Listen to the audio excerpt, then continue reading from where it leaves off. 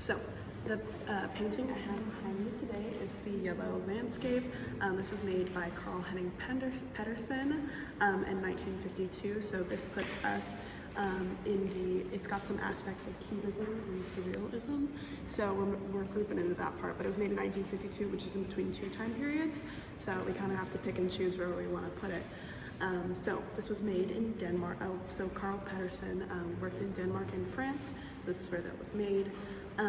The location it is today is in the Tate Modern Museum here in London, England.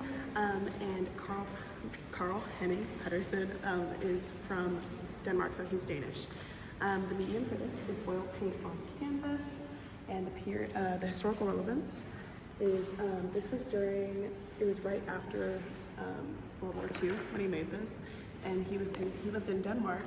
So I mean, with the control of the Nazis, they didn't have much artistic freedom. So whenever they got free, the liberation can be seen through this art because it's very bright. They weren't allowed to have such bright, fun colors, you know. The importance is that this piece relates to Pedersen's admiration for overlooked artistic traditions like medicinal frescoes in Danish churches. That looks like a church right there, so I really enjoyed that. So some of the defining characteristics, it's really bright color palette. The pencil outlines, you can kind of see they remain clear. You can see where he sketched it out kind of with that blue before he went in with all the color, which I really like. That was something I like, because you can see his process, kind of see where his head was at when he was making this painting, because sometimes you look at paintings and they're all just so beautifully done and stuff, and I'm like, I could never do that. I could never make something like that. Like, I don't even know how they started. But looking at this, you can clearly see where he started and he ended, which I really enjoy.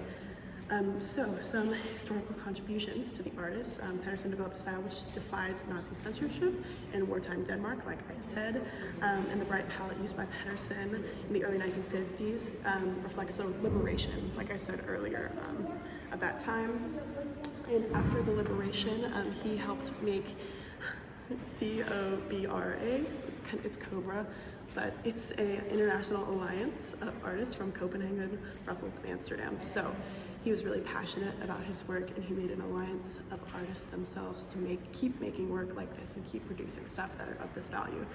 Some of my personal observations, I really like the suns. They kind of look like lemons to me, which I thought was really sweet. There was a little lemon suns, and some nice bird up there. Like, there's just some really fun aspects to it. I love the bright blue and the bright yellow. And I like how there's only two colors. Like, it's very simple, but it still has a lot of depth to it. And it's just so fun. It looks like something I would have drawn or painted when I was younger, whenever I had a bunch more creativity than I do now. And so why did I choose this? It is, like I said, it's very bright. It's a bright yellow painting in a room full of a lot of paintings that are more muted and a lot darker. So I tend to gravitate towards really bright colors, and I thought this one was really fun. And like, that same thing goes for my comparison. Like I said, this is after Nazi Germany, so the paintings during that time were a lot darker, more muted. This one's really fun and out there, so I really loved it.